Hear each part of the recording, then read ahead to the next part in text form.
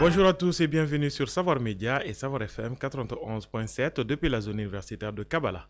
Bienvenue aux informations présentées par Jakari Djadambele, la mise en onde assurée par Kalilou Magasuba. Voici les titres de ce journal.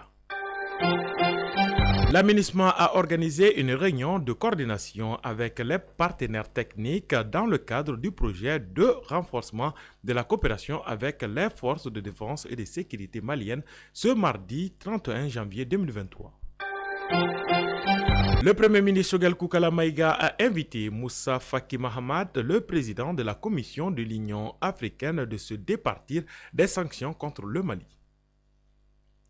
À suivre également dans la page sport de ce journal, CHAN 2022, le Sénégal a éliminé Madagascar et rejoint l'Algérie en finale. C'est tout pour les titres de ce journal. Dans un instant, le développement complet. Bienvenue dans cette page d'édition du 1er février 2023. Comme annoncé dans les titres, lutte contre le terrorisme, l'aménagement organise une réunion des partenaires sur le projet Renforcer les capacités des femmes. La mission multidimensionnelle intégrée des Nations Unies pour la stabilité du Mali a organisé ce mardi 31 janvier 2023 une réunion de coordination avec les partenaires techniques dans le cadre du projet de renforcement de la coopération avec les forces de défense et de sécurité maliennes. La cérémonie d'ouverture de cette réunion était placée sous la présidence du chef d'état-major général des armées qui était représenté par le colonel-major Seydou Kamisogo. Dans son intervention, le président de la CNDH, M. Boiré, a souligné l'importance du renforcement des capacités des forces de défense et de sécurité en ces termes. Je cite, « Le présent projet nous renforce à plus d'un titre sur l'utilité et l'impérieuse nécessité de renforcer les capacités des femmes sur les droits de l'homme en général et en particulier les droits internationaux humanitaires dans un contexte particulier de lutte implacable contre le terrorisme. » Fin de citation. Le projet de renforcement de capacités et de coopération avec les forces de défense et de sécurité maliennes vise à contribuer au renforcement de la coopération avec les forces de défense et de sécurité maliennes en vue de concourir à la lutte contre l'impunité et au respect des droits de l'homme au Mali.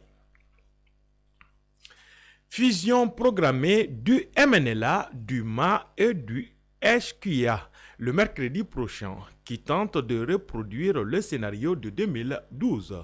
C'est lors du congrès du Haut Conseil pour l'unité de l'Azawad en octobre 2019 à Kidal qu'Al-Gabas Aga Intala a lancé pour la première fois l'appel à la fusion des mouvements de la coordination des mouvements de l'Azawad en une seule entité. Quelques semaines plus tard, c'est Bilal Ag Sherif du Mouvement national de libération de l'Azawad qui a opté pour la fusion des groupes armés de la SEMA lors du congrès de son mouvement tenu en novembre 2019. Une demande réitérée un mois plus tard, soit en janvier 2020, par le mouvement arabe de l'Azawad lors de son congrès à Ber dans la région de Tombouctou. Ces trois groupes vont acter cette fusion ce mercredi 1er février 2023 en vue de prendre en charge les préoccupations des populations de l'Azawad. Union africaine, Choguel dit ses 4 vérités. Le Premier ministre Choguel Koukala Maïga a invité Moussa Faki Mahamat, le président de la Commission de l'Union africaine, de se départir des sanctions contre le Mali. Selon le chef du gouvernement, les différentes visites de représentants de l'Union africaine témoignent sans nul doute de l'écoute et du souci constant de l'organisation d'accompagner les efforts du gouvernement pour une transition réussie. Le gouvernement a toujours encouragé avec insistance les partenaires du Mali à échanger directement avec les autorités de la transition et à privilégier les missions de terrain et de proximité afin d'avoir une analyse objective de la situation de notre pays. Le Premier ministre a appelé l'Union africaine à soutenir les efforts en cours au Mali, à les consolider, à les amplifier à travers un soutien franc et robuste au plan politique, technique et financier. En clair, le gouvernement sollicite la réintégration du Mali au sein des instances de l'Union africaine parce que les autorités sont sur la bonne voie dans l'exécution de leur engagement.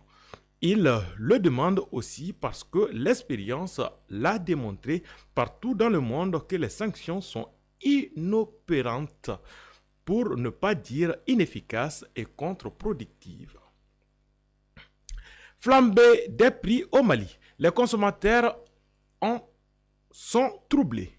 Depuis quelques années, la population malienne ne cesse de crier à la cherté de la vie, particulièrement celle des aliments de première nécessité, en l'occurrence le lait, l'huile, le sucre, la farine. Le bout du tunnel est loin. La majorité de la population malienne ne mange plus à sa faim. Le prix du kilo de farine est de 600 francs CFA contre 450 francs CFA précédemment. Le kilo du riz est de 600 voire 650 francs CFA par endroit contre 500 francs CFA. L'huile est devenue plus chère que certains produits pharmaceutiques. Elle est vendue actuellement à 1200 le litre contre 900 francs CFA. L'élément indispensable au quotidien des Maliens, le riz, passe de 17 500 francs CFA à 20 000 francs CFA. Le haricot est plus cher aujourd'hui que le riz. Son kilo est fixé entre 800 et 850. Page internationale. Le Premier ministre du Faso est à Bamako pour raffermir les liens. Le Burkina Faso et le Mali sont sur la même lancée, reconquérir leur souveraineté, vaille que vaille, et avec le partenariat qui respecte leur dignité. C'est sans doute pourquoi les deux pays se serrent les mains pour y parvenir. Le Premier ministre du Burkina Faso, Maître Apollinaire Jokinson Keyan de Tambela, est arrivé à Bamako en fin d'après-midi ce mardi 31 janvier 2023 pour une visite de travail et d'amitié de 48 heures.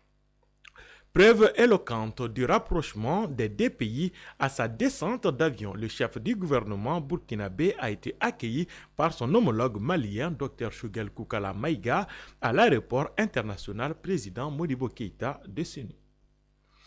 En France, la mobilisation massive contre la réforme des retraites met le pouvoir à l'épreuve. La presse européenne est unanime. Le nombre record de manifestants dans les rues de France mardi 31 janvier 2023 marque un tournant dans le bras de fer opposant le gouvernement et les syndicats sur la réforme des retraites.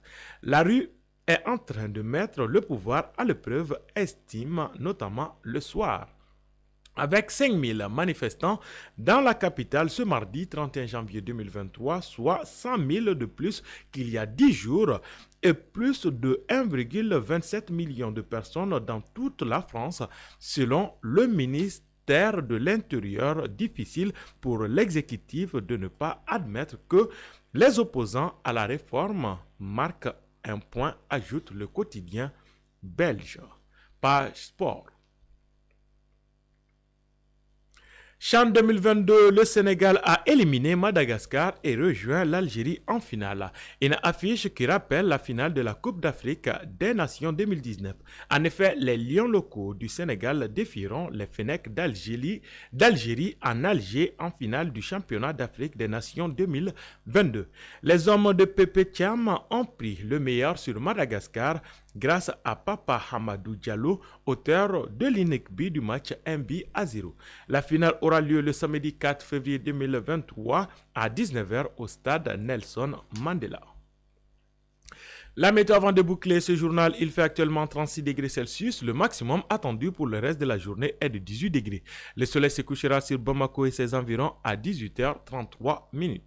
Ceci met fin à ce journal qui vous a été présenté par Diakaridia Dambélé. Sa mise en onde était assurée par Kalilou Magasuba. Merci à vous de l'avoir suivi et bonne suite de programme sur le groupe Savoir Média.